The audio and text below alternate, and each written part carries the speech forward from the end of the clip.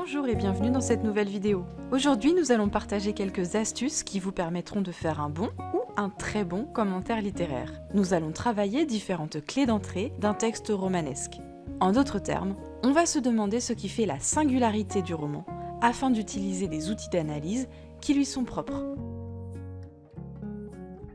Avant d'aborder la méthode à proprement parler, je vous propose que l'on fasse très rapidement le point sur ce qu'est un roman. Il s'agit ainsi de mieux en dégager les différents enjeux.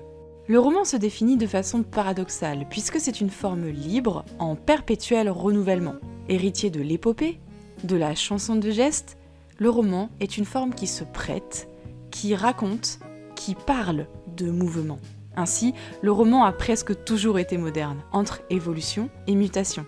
Le roman se veut assez vite comme une sorte d'outil permettant de consigner le réel, ou une certaine forme de réel, celui de l'expérience humaine et de son imagination.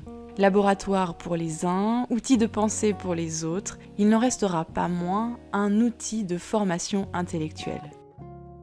Les outils majeurs que l'on va utiliser pour rapidement cerner les enjeux d'un texte romanesque sont les suivants. Tout d'abord, il conviendra de s'interroger sur le rythme du récit. A-t-on affaire à une scène, à une pause, à l'analyse d'un sommaire? Comporte-t-il une ellipse? Nous devrons ensuite être attentifs aux différentes descriptions, s'il y en a, ainsi qu'à leur signification. Dans un texte romanesque, il convient de s'interroger, lorsqu'il y en a, sur les paroles rapportées. Sont-elles rapportées au discours direct, indirect libre? Avant toute chose, peut-être s'interroger sur la place de l'extrait par rapport à l'ensemble du roman. Nous n'analyserons pas les incipits et les excipits de la même façon. On peut se demander si l'on a affaire à un passage qui est une sorte de point d'orgue. N'oublions pas d'être attentifs aux différents points de vue ou focalisations. Et bien sûr, nous pouvons appliquer les outils d'analyse traditionnels que vous maîtrisez bien, les figures de style, les registres et autres indices du texte, grammaticaux, de conjugaison ou lexicaux. Une fois l'analyse de votre texte réalisée avec minutie et précision, il s'agit de trouver des grands axes. Alors, il y a toujours les grands classiques, ceux qui rassurent, les axes qui sont un peu passe-partout. Par exemple, on peut chercher à mettre en valeur la dimension particulièrement symbolique d'un lieu ou d'un personnage. Un passage de roman type comme révélateur d'un roman de formation, un passage typique d'un roman réaliste. On peut travailler à mettre en lumière un registre dominant. Il s'agira aussi de repérer le traitement original d'un thème, d'un topos. Et enfin, bien sûr, mettre en valeur le fait qu'il s'agit, si c'est le cas, d'un incipit, d'un excipit traditionnel ou bien singulier. Cependant, même si ces grands enjeux, ces grands titres de partie rassurent et bien souvent dépannent, l'idéal c'est toujours de proposer un plan qui correspond à la nature même du texte. En tout premier lieu, se demander peut-être comment ce passage provoque et suscite l'intérêt du lecteur. A-t-on affaire, par exemple, à un passage qui fait tout particulièrement avancer l'histoire? En cela, on pourra commenter la progression du récit. A-t-on l'impression d'avoir une scène qui se déroule sous nos yeux? Un passage particulièrement vivant. Travaillons pour cela à analyser les différents réseaux de sens ainsi que le mode de la narration. Au contraire, si notre extrait ne fait pas particulièrement avancer l'histoire, c'est peut-être qu'il s'agit d'une pause dans le récit. Travaillons à analyser les différents champs lexicaux, analysons les figures d'analogie ainsi que le vocabulaire. Il s'agira alors de mettre en valeur l'originalité de la description. A-t-on une description objective, subjective, réaliste ou idéalisée? A-t-on affaire à une description stable ou en mouvement? N'oublions pas d'approfondir notre analyse en travaillant les différentes fonctions de la description. Que votre extrait fasse tout particulièrement avancer l'intrigue ou qu'il soit au contraire une pause dans le récit, analysons sa dimension temporelle. Comment votre passage est-il situé dans le temps? Présente-t-il un certain nombre de marques de temps? Quels sont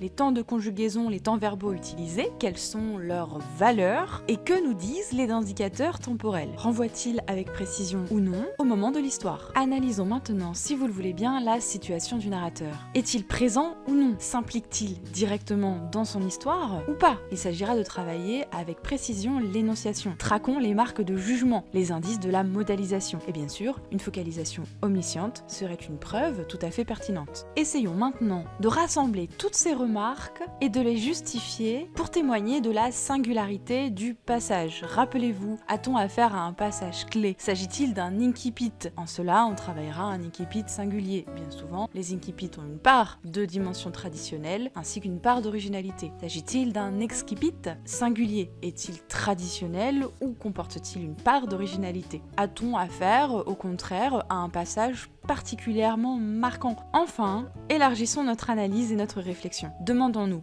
si ce passage révèle une certaine vision de l'homme. Permet-il, propose-t-il ou amorce-t-il une certaine réflexion sur la société? On s'appuiera, lorsque c'est le cas, sur l'implication, le jugement du narrateur, mais ce n'est pas obligatoire. Analysons avec précision l'implicite des descriptions ainsi que les différents symboles contenus dans le texte. Il s'agit ainsi de mettre en lumière la dimension philosophique d'un roman. Une fois les titres de vos grandes parties trouvées, articulez vos axes de façon cohérente. Vous pouvez aussi chercher à mettre en lumière des tensions, des oppositions inhérentes au texte, essayer de mettre en lumière des paradoxes ou tout autre phénomène structurant.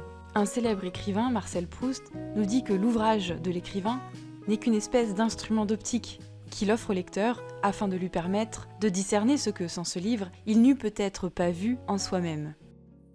Faisons maintenant le bilan. Lorsqu'on analyse un extrait de roman, on va se demander dans quelle mesure est-ce qu'il s'inscrit dans une tradition artistique bien définie. Est-ce qu'il s'agit d'un roman classique, d'un roman précieux, d'un roman réaliste? Vous pouvez aborder ce point notamment en travaillant le traitement d'un thème. Est-ce que ce thème est traité de façon traditionnelle, en conformité avec les codes du roman ou non? Si ce n'est pas le cas, vous allez travailler le fait que cet extrait renouvelle un thème. Pourquoi pas travailler à mettre en évidence un certain nombre de topos. Un topos romanesque est un thème attendu, une sorte de cliché littéraire, un poncif. Nous nous sommes interrogés ensuite sur le mouvement du texte, ce qui anime le passage, savoir si l'intrigue progressait ou non dans notre extrait. Si la réponse est positive, comment ce passage permet-il à l'intrigue d'avancer? Qu'est-ce qui fige l'action, si tel est le cas? N'oubliez pas enfin le fait que le roman est avant tout aussi un moyen de communication. Bien souvent, chaque roman porte en lui une sorte d'idéal. Que ce soit à travers des personnages héroïques ou idéalisés, l'auteur nous propose un modèle de société. Au contraire, s'il propose des héros négatifs ou un anti-héros, c'est que le roman est au service d'une critique. Enfin, pour approfondir, vous pouvez vous demander comment le roman, de par son écriture, traduit un certain regard sur le monde. Est-ce que le romancier guide le lecteur lorsqu'il peint la réalité? Choisit-il de la décrire par petites touches impressionnistes ou au contraire, va-t-il travailler son style au moyen d'un lexique recherché avec une syntaxe privilégiant l'énumération, la parataxe ainsi que différents effets sonores? Auquel cas, vous pourrez parler de style artiste. Il s'agit de bien comprendre que l'écrivain transmet via son style d'écriture son regard sur le monde et la société à travers un roman. Maintenant, vous avez quelques clés pour construire un bon ou un très bon commentaire. Bien sûr, ces idées sont à adapter en fonction de l'originalité, de la spécificité et du génie de chaque texte. Merci pour votre écoute et à vous de jouer.